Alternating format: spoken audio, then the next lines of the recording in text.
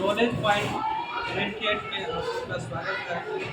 मैं हिंदी विषय का कुछ टॉपिक लेकर आया हूँ जो वर्णमाला की टॉपिक है। ये बीपीएससी तैयारी और अन्य एग्जाम के लिए ये टॉपिक सबसे बढ़िया साबित होगा और एग्जाम के लिए सबसे महत्वपूर्ण टॉपिक है। इसमें आपको पढ़ाएंगे हिंदी कक्षा 9th का बीपीएससी तैयारी के लिए। पहला है वर्णमाला। वर्णमाला किसे कहते हैं? वर्णों के समूह को क्या कहते हैं? वर्णमाला कहते हैं। वर्णों के समूह को वर्णमाला कहते हैं। जैसे में है अक्षर। अक्षर को क प्लस मूर्धन स मिलकर के क्या बनता है?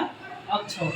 इसमें अगर पहला जैसे क है, क में हलंत लगाएंगे और उसमें मूर्धन स जोड़ेंगे तो एक जो है क्या चीज बन जाएगा? अक्षर हो जाएगा। इसको बनाने के लिए क प्लस मूर्धन स मिलकर के अक्षर बन जाता है।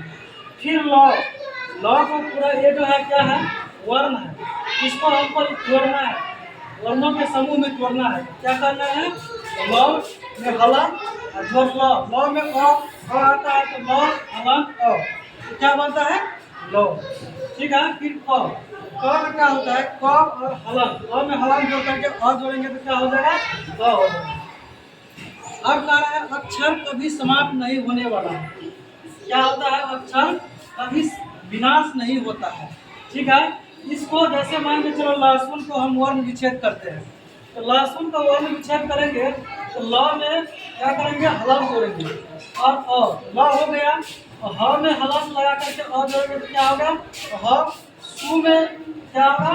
स में उ जोड़ेंगे, स में हलंत और उ जोड़ेंगे तो क्या होगा? सु। न में हलंत और अ जोड़ेंगे तो क्या होगा? न। इसी तरह क्या होगा? इसका वर्ण विच्छेद लहसुन का हो जाएगा। ठीक है। फिर कैमरा का हो गया तो क में हलंत और जोड़ जोड़ क्या करेंगे? ए का जोड़ करेंगे। ठीक है। तो काय का हो गया। म में जोड़ेंगे क्या? अ जोड़ेंगे तो म में हलंत और अ और म हो गया।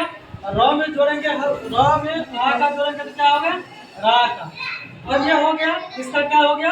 वर्ण विच्छेद हो गया। ठीक है। अब क्या करना है? वर्ण। वर्ण को 3 भागों में बांटा गया है। स्वर्ण वर्ण, स्वर वर्ण, व्यंजन वर्ण और अयोग वर्ण। अयोग वर्ण के अंतर्गत 2 गो वर्ण आता है, अपभ्रंश वर्ण, अपभ्रंश वर्ण और अ। अपभ्रंश वर्ण और अ होता है। अयोग वर्ण में क्या होता है? अपभ्रंश वर्ण और अ होता है। देखो स्वर वर्ण, जो वर्ण स्वतंत्र रूप से बोले जाए। क्या होगा? जो वर्ण स्वतंत्र रूप से बोले जाए। ठीक है।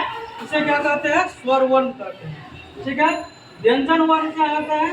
जो वर्ण स्वरों की सहायता से बोले जाए, यानी कि स्वरों की सहायता से, स्वयं अपने नहीं, स्वरों की सहायता से बोले जाते हैं, उसे क्या कहते हैं? व्यंजन वर्ण कहते हैं। ठीक है। अयोगवा में क्या होता है? अयोगवा ये न तो स्वर की सहायता से बोले जाते हैं और न ही व्यंजन की सहायता से बोले जाते हैं। अयोगवा में ये न तो स्वर की सहायता से बोले जाते हैं और न ही व्यंजन की सहायता से बोले जाते हैं। इसमें क्या होता है? अयोगवा में 2 अक्षर आता है, जैसे अपभ्रंश हुआ और अ होता है। ठीक है। तो इतना ही रहने दीजिए आप। Thank you.